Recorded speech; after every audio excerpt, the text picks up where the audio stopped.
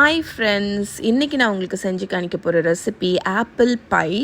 Apple pie பிடிக்காதவங்க இருக்கவே முடியாது. அவ்வளவு டேஸ்டான ஒரு டெசர்ட். இது வீட்டில் பண்ணுறது ரொம்ப ஈஸி. ஃபஸ்ட்டு இதுக்கு தேவையான இன்க்ரீடியன்ட்ஸ் எல்லாமே எடுத்துக்கோங்க. ஃபுல் மெஷர்மெண்ட் ரிட்டன் ரெசிபி வேணும்னா yummy.com இருக்குது, லிங்க் டிஸ்கிரிப்ஷனில் இருக்குது. ஆப்பிள் பையோட ஃபில்லிங் ரெடி பண்ணிடலாம்.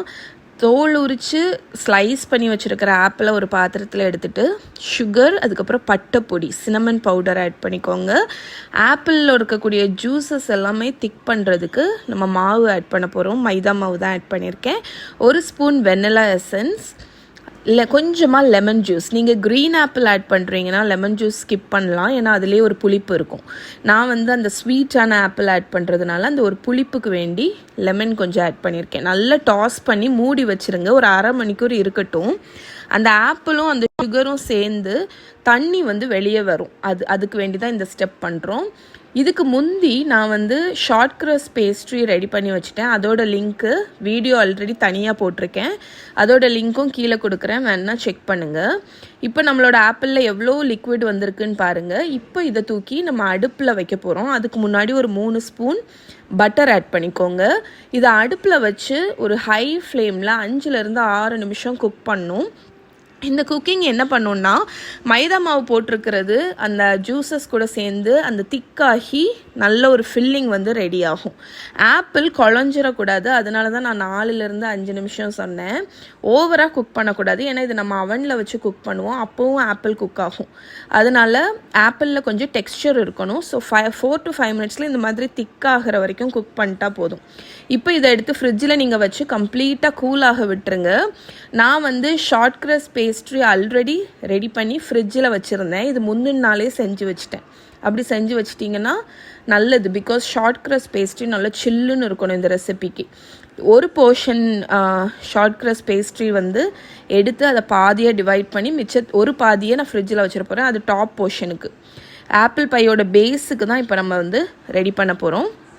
ஸோ நம்மளோட பாதி ஷார்ட் க்ரஸ்ட் பேஸ்ட்ரியை ரோல் பண்ண போகிறோம். ஒரு ஒர்க் சர்ஃபேஸில் கொஞ்சம் மாவு போட்டுட்டு நம்மளோட பேஸ்ட்ரியை நீங்கள் ஜென்டலாக ரோல் பண்ணுங்கள். இடையில லிஃப்ட் பண்ணி விட்டு ரோல் பண்ணிங்கன்னா உங்களுக்கு ஒட்டாமல் இருக்கும். இந்த ஷார்ட் க்ரஸ்ட் பேஸ்ட்ரியோட ரெசிபி அகெயின் நான் சொன்ன மாதிரி yummy.com இருக்குது. நம்ம யூடியூப் சேனல்லையுமே வீடியோ போட்டிருக்கேன். இந்த மாதிரி ரோல் பண்ணிக்கோங்க. ரொம்ப திக்காகவும் ரோல் பண்ணக்கூடாது, ரொம்ப தின்னாகவும் ரோல் பண்ணக்கூடாது. ரோல் பண்ணும்போது சைடில் ஓவர் கிராக் இருந்துச்சுன்னா அதை லைட்டாக ஷேப் பண்ணி விட்டுக்கோங்க. ரொம்ப ஸ்மூத்தாக கிராக் இல்லாமல் பண்ணணும் அப்படின்னு கிடையாது. பட் ஸ்டில் ஓவர் கிராக் இல்லாமல் ஓரளவுக்கு ஈவனாக வர்ற மாதிரி ரோல் பண்ணிக்கோங்க. பை பிளேட், நான் இந்த பை டிஷ் தான் யூஸ் பண்ணுறேன். அதில் நல்ல ஜெனரஸாக பட்டர் தடவிக்கோங்க. நீங்கள் இது இல்லாட்டி கிளாஸில் இருக்குது, எது வேணாலும் யூஸ் பண்ணிக்கலாம். கேக் டின் கூட யூஸ் பண்ணிக்கலாம், ரவுண்ட் கேக் டின் கூட. பட்டர் தடவுனதில் நம்ம இந்த பேஸை லைன் பண்ண போகிறோம். அதுக்கு ஒரு ரோலிங் பெனில் இந்த மாதிரி ரோல் பண்ணிவிட்டு எடுத்திங்கன்னா உங்களுக்கு ஷார்ட் க்ரஸ்ட் பேஸ்ட்ரி உடையாமல் வரும். ஏன்னா ஷார்ட் க்ரஸ்ட் பேஸ்ட்ரியில் அதிக அளவு பட்டர் இருக்கும். ஸோ அது மேலே ஜென்டலாக லிஃப்ட் பண்ணிவிட்டு இழுத்து நீங்கள் லைன் பண்ணக்கூடாது. அது அப்படியே லேசாக லூஸ் பண்ணி விட்டு அதுவே லைன் ஆகும். அந்த டின்னில் நீங்கள் ஸ்ட்ரெச் பண்ணி அதை லைன் பண்ணும்போது அது உங்களுக்கு பேக் ஆகும்போது சுருங்கும், இன்னொன்று கிளியறதுக்கும் வாய்ப்பு இருக்குது. அதனால் ஜென்டலாக இந்த மாதிரி லிஃப்ட் பண்ணி விட்டு உங்களோட டின்னில் லைன் பண்ணுங்கள். கிராக் ஏதாவது ஆச்சுன்னா ஒன்றும் பிரச்சனை இல்லை, நம்ம அதுக்கப்புறம் பேட்ச் ஒர்க் பண்ணிக்கலாம். ஸோ இந்த அளவுக்கு லைன் ஆனதுக்கப்புறம் ஒரு ஃபோர்க் எடுத்து பேஸில் லைட்டாக குத்தி விட்டுக்கோங்க. இது எதுக்குன்னா பஃப் ஆகாமல் இருக்கிறதுக்கு. நம்ம பேக் பண்ணும்போது அந்த பஃப் ஆகாமல் இருக்கிறதுக்கு வேண்டி தான் இந்த ஸ்டெப் பண்ணுறோம். இந்த மாதிரி லேஸாக ப்ரிக் பண்ணி விட்டுட்டு இதை ஃப்ரிட்ஜில் இல்லைன்னா ஃப்ரீசரில் எடுத்து வச்சுருங்க. நம்ம நெக்ஸ்ட் இது பண்ணுற வரைக்கும் இது ஃப்ரிட்ஜில் ஒரு 10 மினிட்ஸ் இருக்கட்டும். அது கொஞ்சம் ஹார்ட் ஆகும். இப்போ ஃப்ரிட்ஜிலேருந்து நான் எடுத்துட்டேன். ஒரு 10 நிமிஷத்தில் நல்லா செட் ஆகிடுச்சு. இப்போ இதில் நம்ம ப்ரிப்பேர் பண்ணி வச்சுருக்கோம்ல அந்த ஆப்பிள் ஃபில்லிங், அதை ஃபில் பண்ணுங்கள். நல்லா ஜெனரஸாக ஃபில் பண்ணுங்கள். நிறைய ஆப்பிள் ஃபில் பண்ணுங்கள். அப்போ தான் உங்களுக்கு அந்த பை டேஸ்ட்டாக இருக்கும். இப்போ நம்மளோட இன்னொரு பாதி டோ இருக்குல்ல, அதை எடுத்து அதே மாதிரி இதை நம்ம மேலே லைன் பண்ண போகிறோம். அதுக்குன்னு நம்ம நல்லா ரோல் பண்ண போகிறோம். இதையும் அந்த பை பிளேட்டோட அளவுக்கே நீங்கள் மாவு போட்டு நல்லா ரோல் பண்ணிக்கோங்க.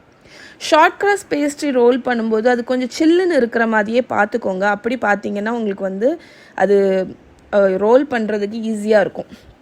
ஸோ இப்போ அகெயின் இதை வந்து ரோலிங் பின்னில் இந்த மாதிரி லிஃப்ட் பண்ணிவிட்டு நம்மளோட பை இருக்குல்ல, அந்த பை டிஷ்ஷுக்கு மேலே நம்ம வந்து அதை ஜென்டிலாக லே பண்ணி விட்டுருங்க.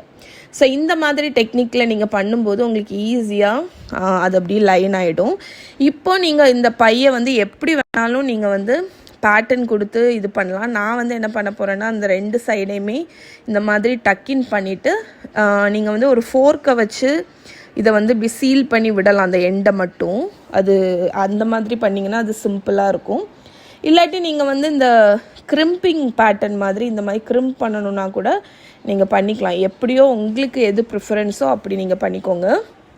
இது பண்ணதுக்கப்புறம் இப்போ நம்ம எக் வாஷ் கொடுக்க போகிறோம். ஒரு முட்டையை உடச்சி ஊற்றிக்கோங்க. நீங்கள் எக்கு சாப்பிட மாட்டீங்க அப்படின்னா, ஏன்னா இந்த பர்டிகுலர் ரெசிபி வந்து இது கம்ப்ளீட்லி இது வரைக்கும் வெஜிடேரியன் தான். நீங்கள் எக்கு சாப்பிட மாட்டீங்க அப்படின்னா பால் இருக்குல்ல, ஐதர் பால் இல்லாட்டி க்ரீமு, அதை வந்து நீங்கள் மேலே வந்து உங்கள் பைக்கு மேலே ப்ரஷ் பண்ணிக்கோங்க. எக்கு ப்ரஷ் பண்ணும்போது நல்ல ஒரு கோல்டன் கலர் உங்களுக்கு வந்து அந்த ஷைனிங்கான ஒரு கலர் வந்து கிடைக்கும். அது எக்கு பண்ணால் தான் கிடைக்கும். ஸோ அதை ப்ரஷ் பண்ணிவிட்டு வேணும்னா மேலே ஒரு ஸ்பூன் சுகர் வந்து நீங்கள் தூவி விட்டுக்கலாம். நான் தூவலை. நடுஸில் ஒரு ஸ்லாஷ் மாதிரி இப்படி போட்டு விட்டுருங்க. ஏன்னா உள்ள ஸ்டீம் வந்து வெளியே எஸ்கேப் ஆகணும். அதுக்கு வேண்டி இந்த மாதிரி பண்ணிவிட்டு 220 டிகிரி செல்சியஸ்க்கு அவனை ப்ரீஹீட் பண்ணியிருக்கேன். அதில் 15 மினிட்ஸ் பேக் பண்ணுங்கள். அதுக்கப்புறம் அவனை 190 டிகிரி செல்சியஸ்க்கு டெம்பரேச்சரை குறைச்சிட்டு 45 நிமிஷம் பேக் பண்ணி எடுத்தேங்க. எவ்வளவு கோல்டனாக இருக்குது பாருங்கள். பை மட்டும் கம்ப்ளீட்டாக கூலாகணும். ஒரு 4 to 5 hours நீங்கள் கூலாக விட்டுட்டு அதுக்கப்புறமா ஸ்லைஸ் பண்ணி வெனிலா ஐஸ்கிரீம் இல்லைன்னா விப் க்ரீம் எது கூட வேணாலும் சர்வ் பண்ணலாம். அவ்வளவு டேஸ்ட்டாக இருக்குங்க. இதோட ஃபுல் ரிட்டன் ரெசிபி yummytummyarthi.comல இருக்குது. லிங்க்கு கீழே இருக்குது, செக் பண்ணிக்கோங்க.